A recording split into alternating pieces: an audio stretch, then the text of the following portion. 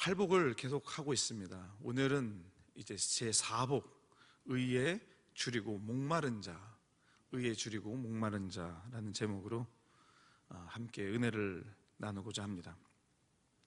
자, 이 말씀을 준비하면서 어떻게 시작을 해야 될까 고민을 많이 했습니다. 그래서 이렇게 결정을 했습니다. 여러분에게 질문을 드립니다. 여러분, 살아오시면서 정말 배고픈 적 있으십니까?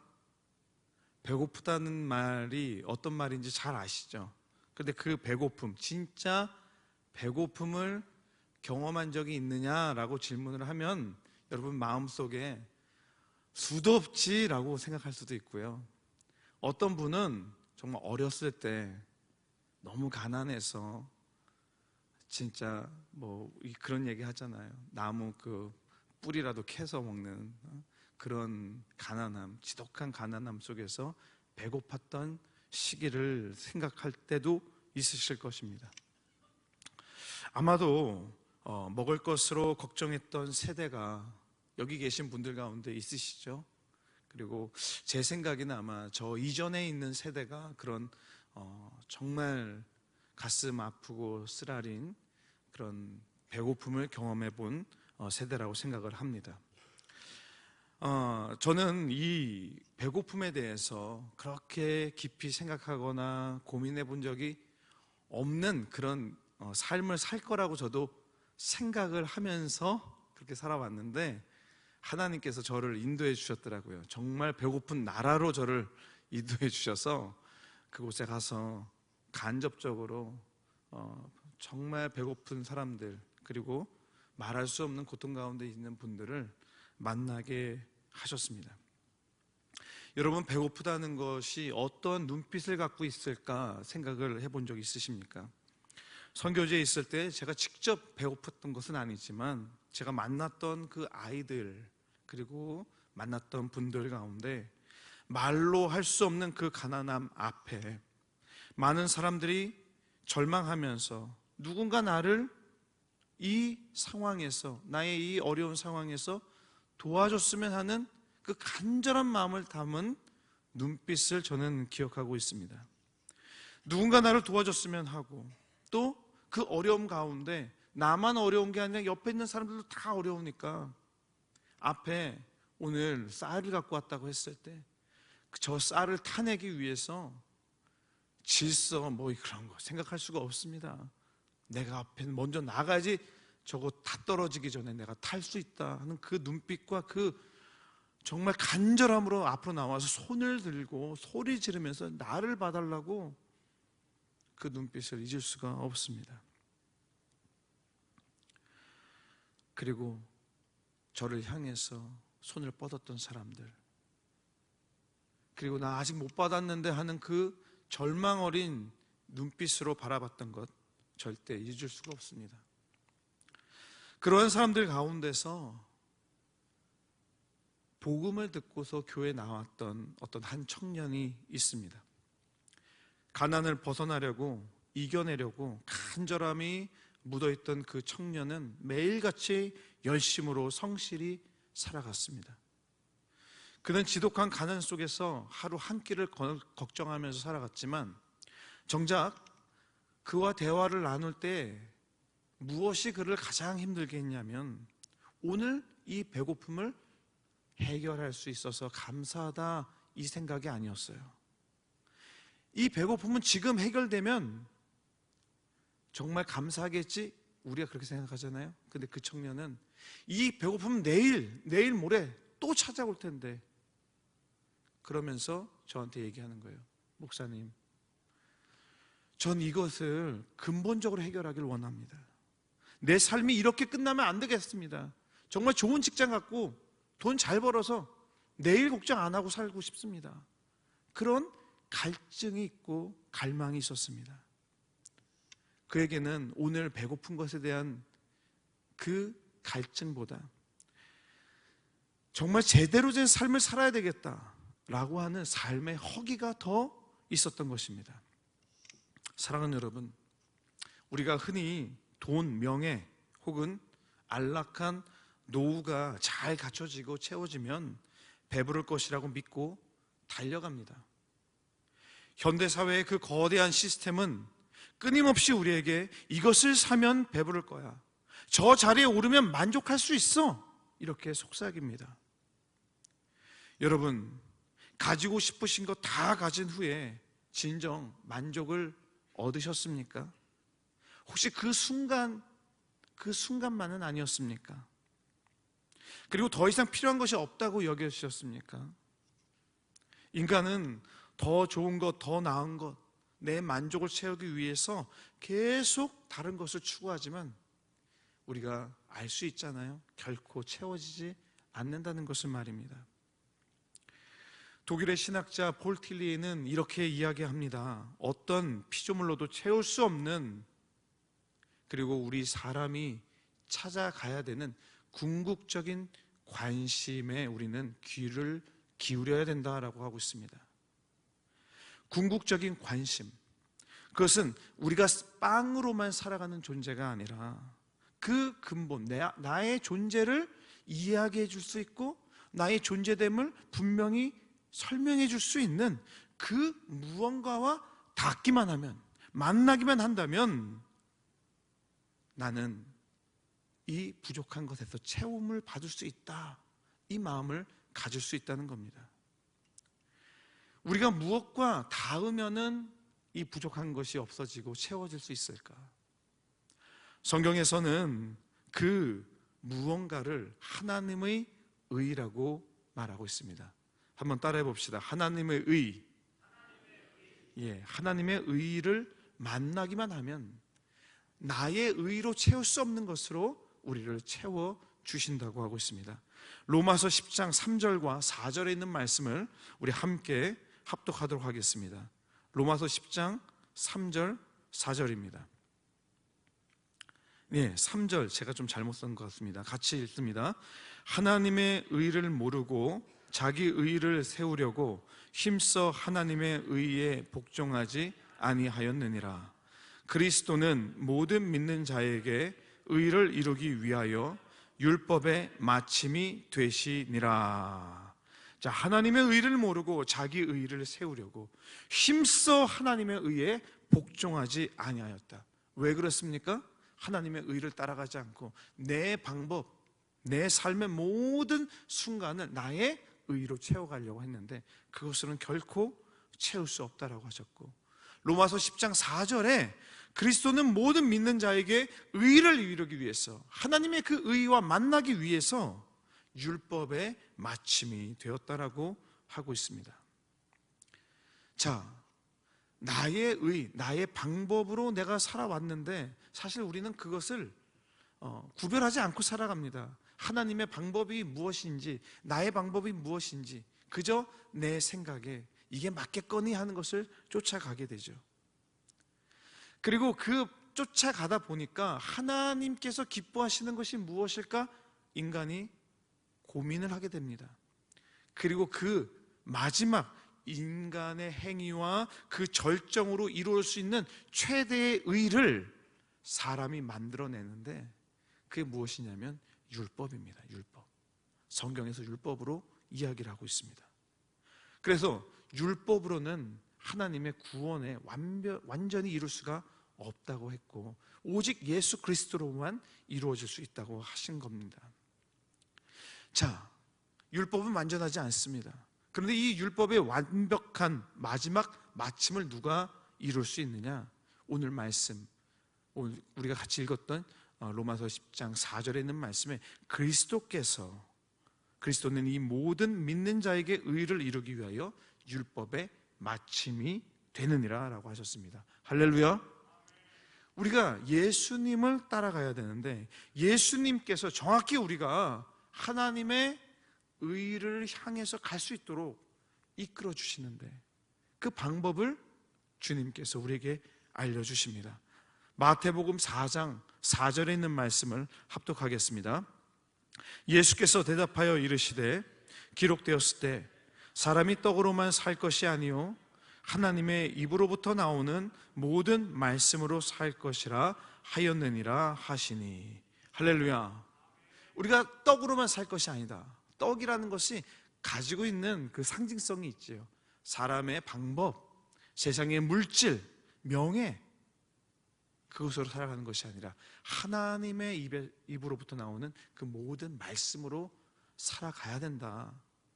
예수님께서, 하나님의 의 되신 예수님께서 그 의로 살아가는 방법을 우리에게 정확하게 알려주고 계시는 겁니다.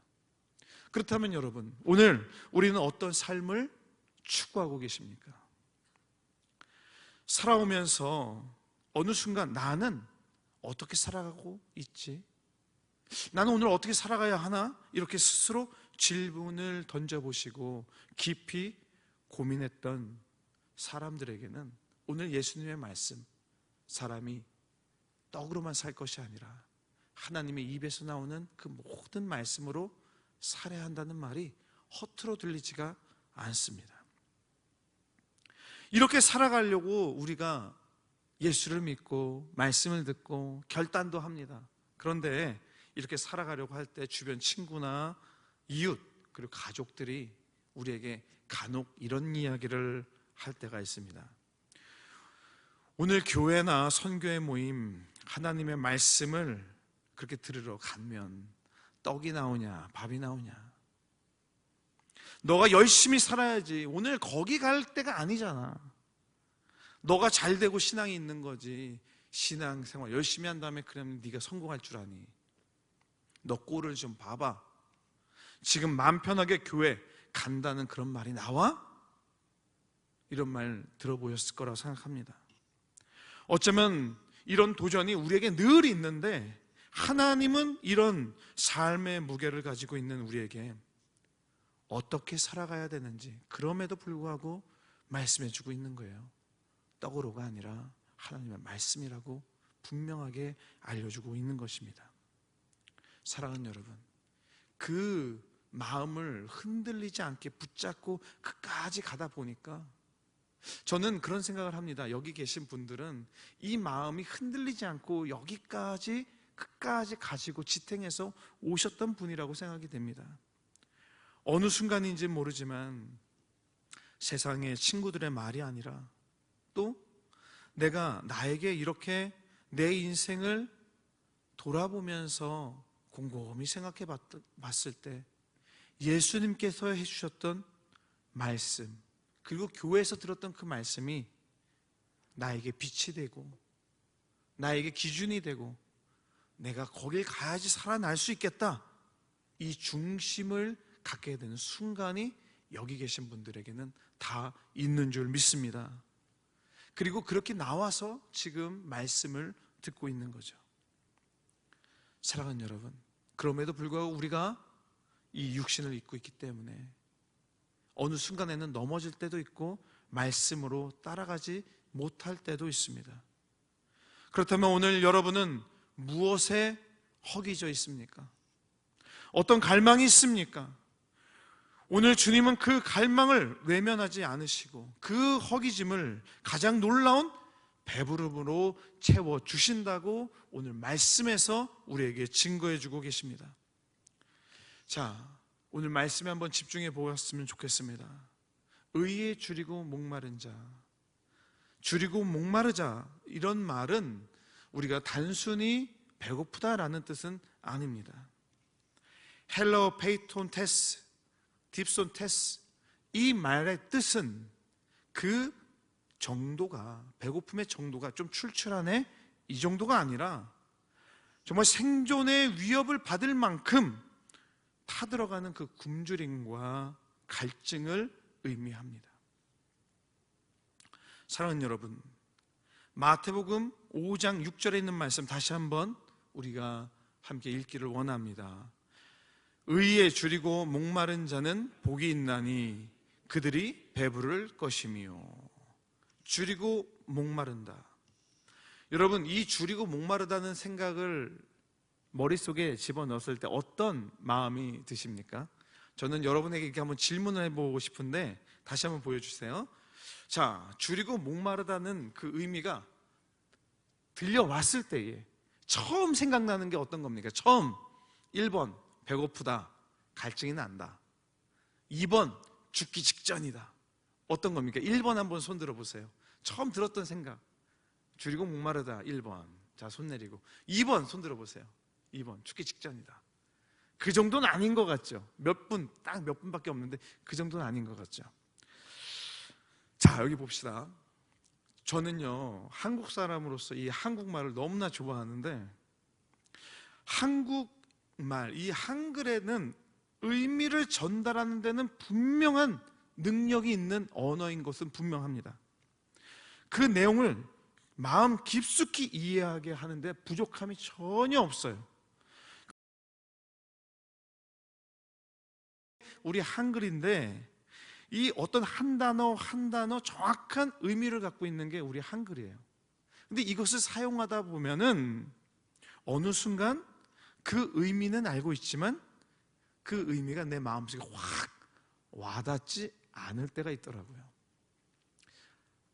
예를 한번 드려볼게요. 저는 언어를 이제 캄보디아라는 나라에서 캄보디아 언어를 배웠는데 좀 예를 조금 드릴게요. 그리고 다시 그 이야기를 듣고서 줄이고 목마르다를 한번 생각해 봤으면 좋겠습니다.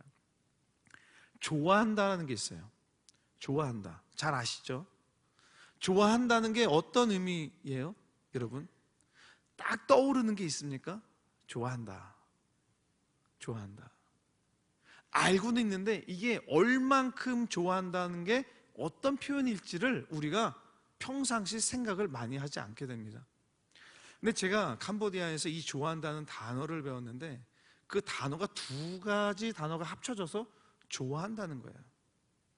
좋아한다는 게 두 가지인데 하나는 이제 마음이에요. 마음.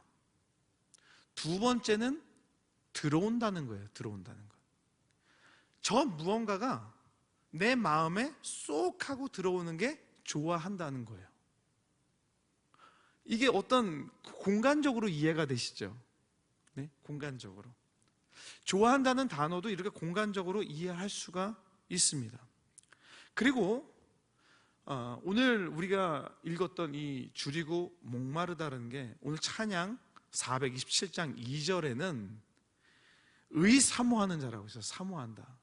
여러분, 사모한다는 말이 있어요. 근데 그것이 이제 번역이 되면서 오늘 우리가 읽었던 말씀 의에 줄이고 목마른 자가 됐는데, 사모한다는 말은 무엇일까? 제가 배웠던 캄보디아의 사모한다는 말의 뜻은 두 가지 단어가 합쳐졌을 때 사모한다고 그랬어요. 맨 처음엔 이해가 안 되는데 첫 번째는 오늘 우리가 배고프다라는 것, 의에 줄이고 배고프다는 단어가 하나가 있고요. 두 번째는 호소한다는 말이 함께 합쳐졌을 때 사모한다는 뜻이 됩니다. 내가 그것을 사모합니다 얘기할 때 그냥 아무런 의미 없이 내가 사모합니다 이 얘기가 아니라 내 마음을 다해서 나의 배고픔, 내가 갈증이 있고 갈망이 있는데 이것을 해결할 만큼 그것을 해결해 줄 수 있는 사람에게, 해결해 줄 수 있는 분에게 간절히 호소해서 그것을 알리는 것이 바로 사모한다는 뜻이에요. 사모한다는 뜻. 오늘 우리가 읽었던 이 말씀에서 의에 줄이고 목마르다는 것, 이것은 정말 내가 이 허기짐을 해결하지 않고서는 살아갈 수 없습니다라고 하는 아주 절박한 마음을 표현하고 있다는 것입니다. 사랑하는 여러분, 우리는 이 마음으로 이 말씀을 읽어야 됩니다.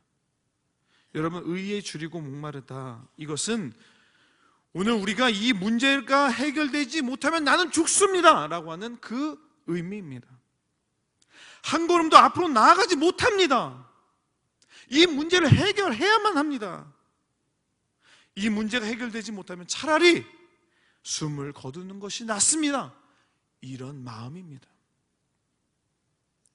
내가 이 문제를 해결하고 나아가겠다라고 하는 강력한 의지가 있고 배수의 진을 친 것과 같은 그런 표현인 것입니다.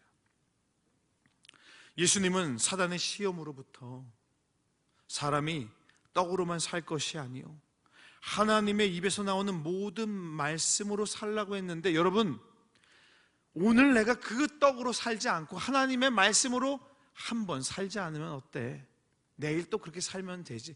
그런 의미로 예수님이 말씀해 주신 게 아니라는 겁니다.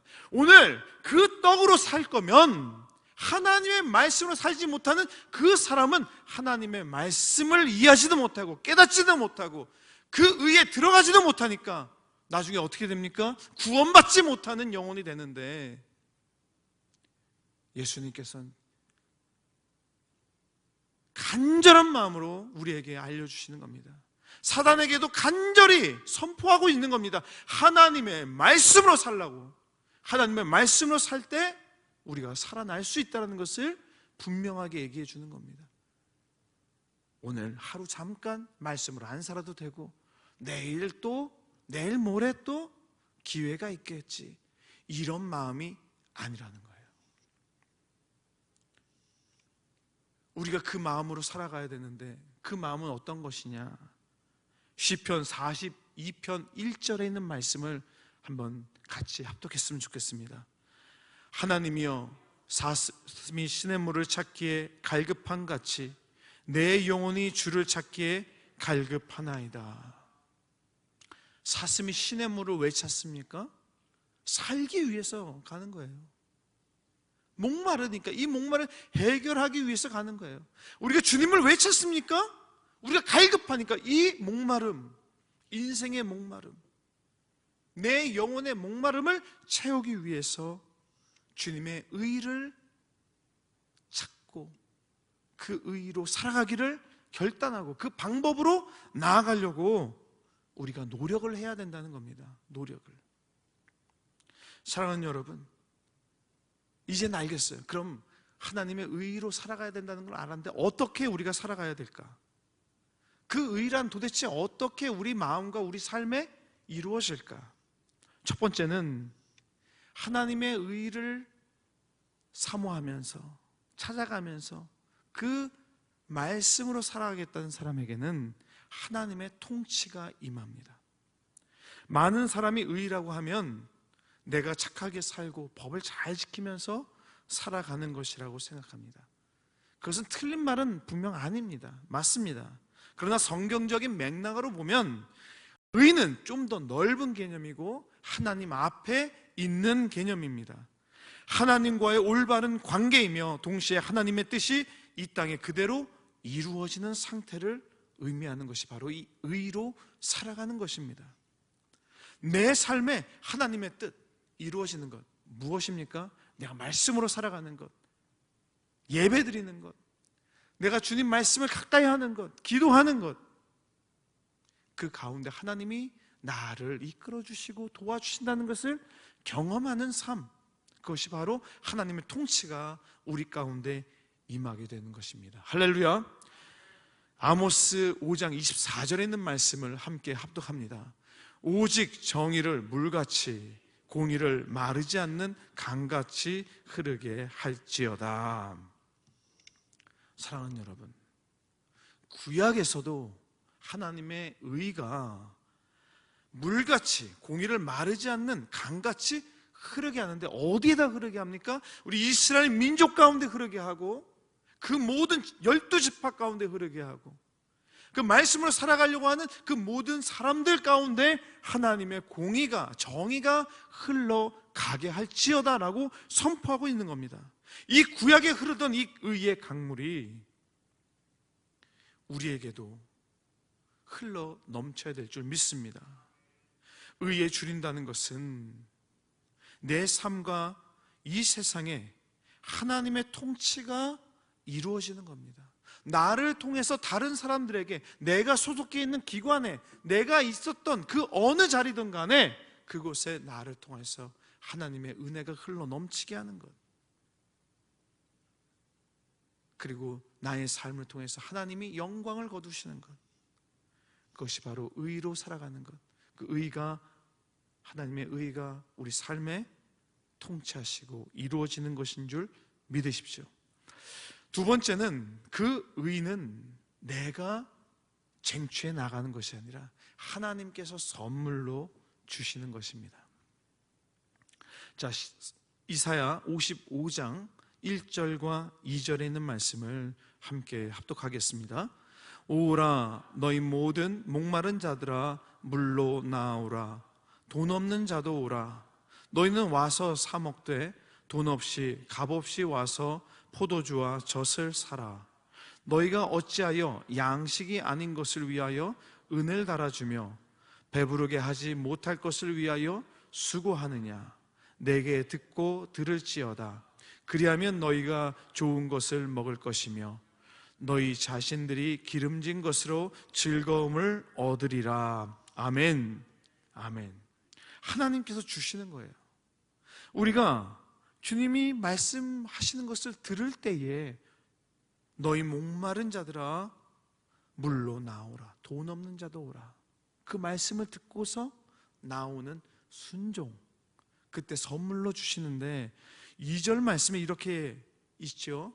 너희가 어찌하여 양식 아닌 것을 위하여 은을 달아주며 배부르게 하지 못할 것을 위하여 수고하느냐. 그리고 내게 듣고 들을지어다. 내게 듣고 들을지어다. 그리하면 너희가 좋은 것을 먹을 것이며.